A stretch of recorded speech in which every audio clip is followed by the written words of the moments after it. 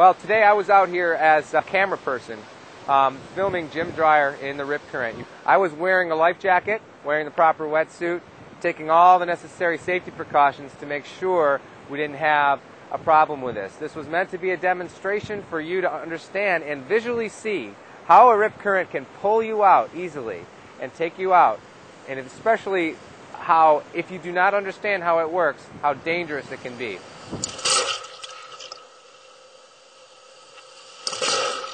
Hi, I'm Jim Dreyer. They call me the Shark. I'm standing here on the pier at Grand Haven, Lake Michigan and all the Great Lakes. This is my office. This is my livelihood. And today I'm here to demonstrate what you should do if you were ever caught in a rip current and what you should not do if you're caught in a rip current. The first thing I demonstrated was conserving energy. And I was kind of floating on my back and just gently propelling myself, doing the elementary backstroke to conserve energy. And you might see in the demonstration, the rip current was sweeping me out. The next thing I did is I demonstrated something that you do not do. Oftentimes, if a person's getting swept away in a rip current and panic takes over, you're going to do what comes natural. Oftentimes, a person tries to stand up vertically. That is the worst thing you can do. I demonstrated that, and I was trying as hard as I could to walk in against the current, and you can see I was still getting swept out. What you want to do is you want to get in a horizontal position in the swimming position. The next thing I demonstrated is I did get in the horizontal position, but I tried swimming directly against the current. That's also something that comes natural if you're in a panic situation. You're being pushed out, so you try to swim directly against it. You will also notice I was losing once again. Now, I like to consider myself one of the world's better swimmers, and I was losing.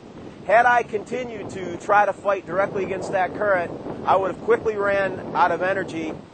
If I wasn't wearing the wetsuit, the cold water would have quickly overtaken me. With the waves crashing over my head, that adds to the panic. You inhale water, it would have took me out into the deep.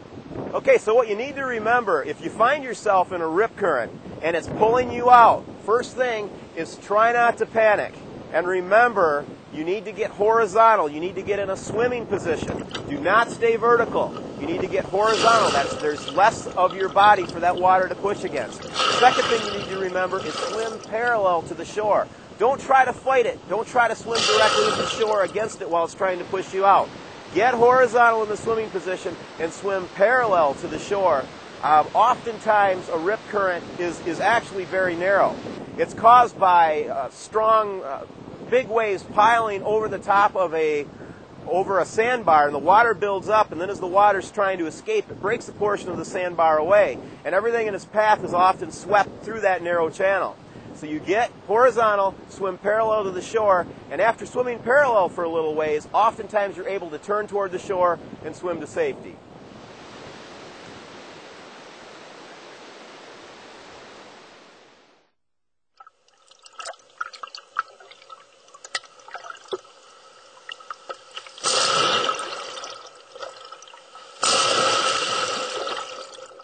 There's one thing that you saw today during this demonstration that is a very powerful rip current. We call it a structural rip current.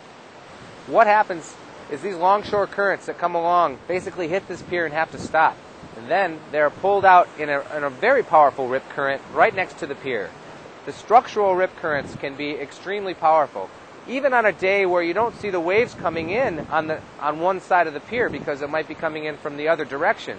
The pier that appears to be flat actually still has a current going around it and pulling it back outside along next to the pier. That current is extremely powerful and can be very dangerous. It happens all the time of the year, during the swimming season and throughout the fall.